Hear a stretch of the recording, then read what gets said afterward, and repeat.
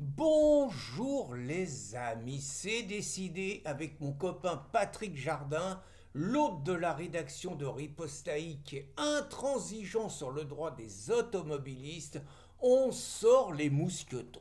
Avec mon copain Patrick, on avait été un jour sur une émission de Radio Courtoisie. C'était un coup, vous savez, dans Paris, il y a un cycliste qui s'était fait rouler dessus par un automobiliste. Évidemment, il y avait une campagne contre les méchants automobilistes.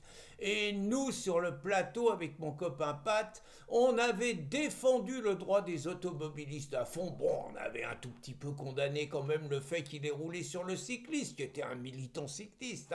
Bon, mais on avait dit qu'on en avait marre des deux roues, qu'on en avait marre de la persécution des automobilistes, qu'on en avait marre d'Hidalgo, qu'on en avait marre des écolos et qu'il fallait foutre la paix aux automobilistes. Voilà.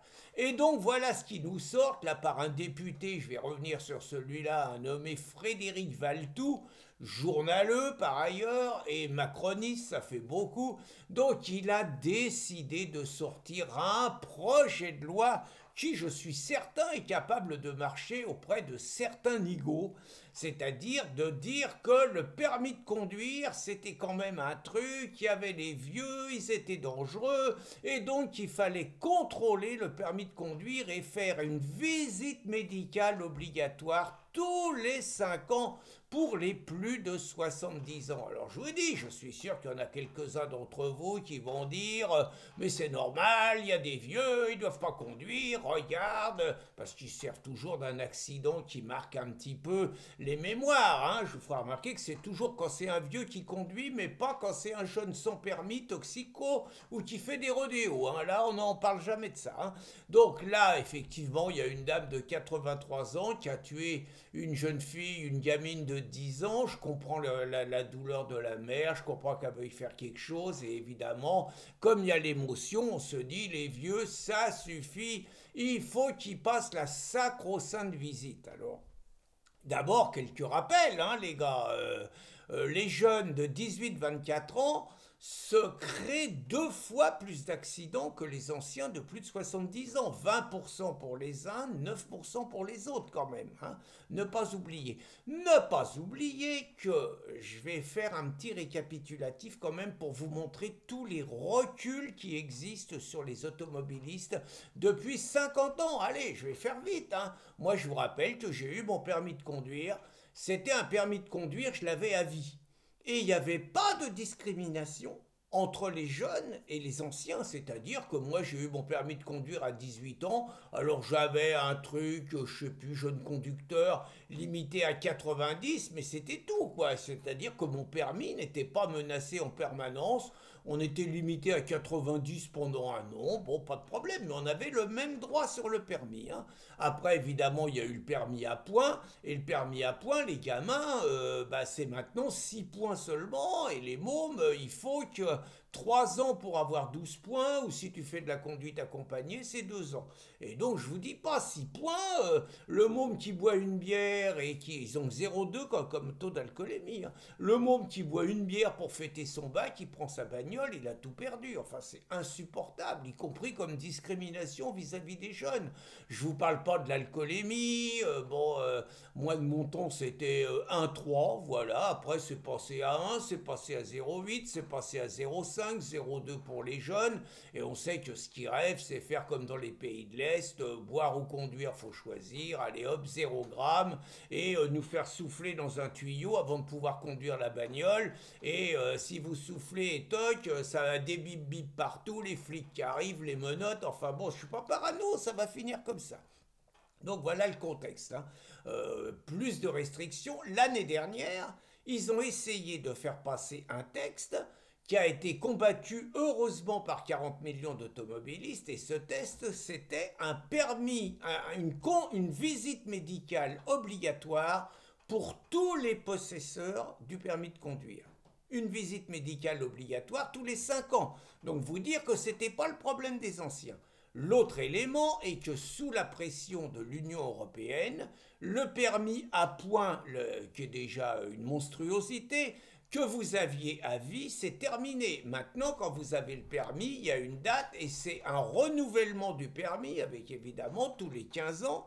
Et à ça s'ajoute, hein, c'est pas un hasard, donc l'offensive qu'il lance en ciblant d'abord les anciens pour après rendre de plus en plus compliqué le fait de pouvoir conduire, le fait d'avoir la liberté de se déplacer quand on veut, où on veut, avec qui on veut, ce qui est un fondamental. Et là, j'insiste, on ne peut pas comprendre ce qui est en train de se passer si on n'a pas à l'esprit le plan des mondialistes et des écolos.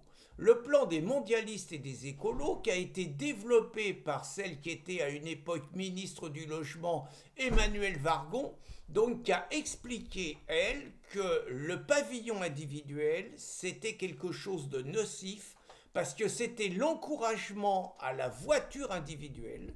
Et donc la voiture individuelle, évidemment, c'était l'égoïsme, c'était évidemment l'avenir de la planète, et qu'il fallait envisager la collectivisation de l'habitat pour mutualiser les moyens de transport. Pas oublier ça.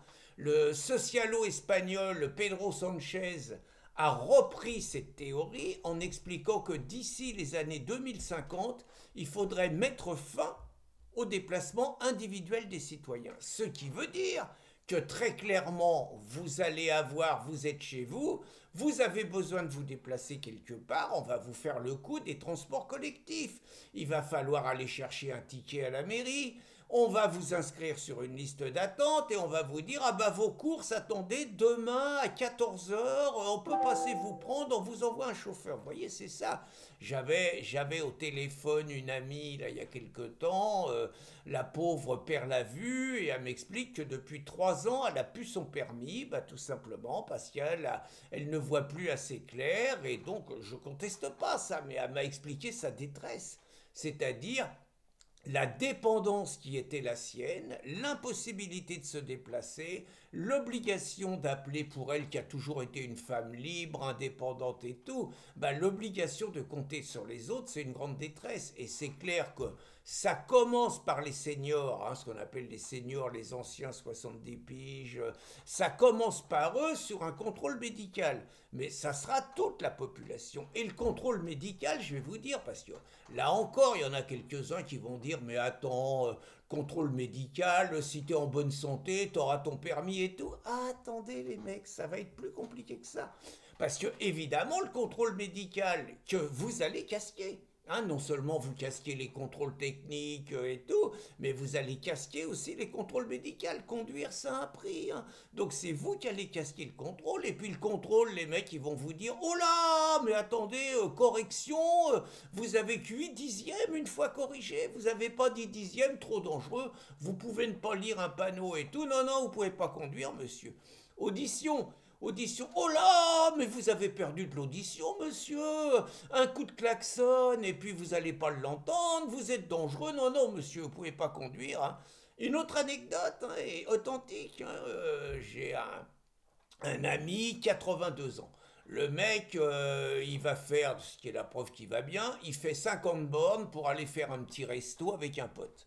Bon, il fait son petit resto, bon, les papis, ils se sont pas vus depuis un moment, bah évidemment, ça sort une boutanche, allez, on va dire, ils ont bu plus que les 0,5 g, qui, je le rappelle, c'est 2 verres, entre 2 verres et 3 verres, selon la corpulence. Et évidemment, les vaillants ponts d'or, hein, au lieu de courir après la racaille, ils sont là sur le bord de la route et ils font un contrôle d'alcoolémie. Le mec, pas de chance, il se fait gauler, il a 0,6. C'est pas beaucoup, hein, 0,6. Ça suffit, retrait de permis, il lui retire ses points. Et le mec, obligation de repasser le permis, je crois de se livrer à des contrôles, il ne repasse pas le permis, mais de faire des contrôles médicaux, alors payés, hein, alors là je ne vous dis pas un paquet, prise de sang, renouvelé, test, enfin bon. Et le mec, il lui redonne pas son permis parce qu'il a du cholestérol. Le mec, il a du cholestérol, on ne lui redonne pas son permis. Et on lui explique qu'avec du cholestérol, il risque de faire un malaise. Donc voilà ce qui est en train de se dessiner. Derrière l'alibi démagogique de la sécurité des gens, attendez, les mecs qui vous font le coup de la sécurité des automobilistes, quand ce sont les mêmes qui vous implantent une population africaine majoritairement, avec plein de mecs qui conduisent sans permis, plein de jeunes qui conduisent sans permis, et la multiplication des coups de couteau en France, vous n'allez pas me dire que ces mecs-là, ils sont sensibles à la sécurité des Français. Faut pas nous prendre pour des Mickey. Donc, ce qui est en train de se dessiner, c'est ça. C'est quelque part, à travers ces premières mesures, une vaste offensive contre le droit de se déplacer librement, contre le droit de conduire sa voiture librement. Il y avait déjà les aides-feux, ils ont échoué. Mais tout ça, c'est dans un projet de collectivisation qui fera que seuls les grands bourgeois, les nantis, les riches auront le droit de se déplacer librement et que les classes populaires, notamment les zones rurales et les anciens, seront cantonnés à domicile exactement comme on nous y a entraînés pendant le confinement. Donc ceux qui auraient tendance à tomber dans ce piège et à dire ah bah c'est normal, c'est la sécurité, réfléchissez bien à tout ce que je vous ai dit.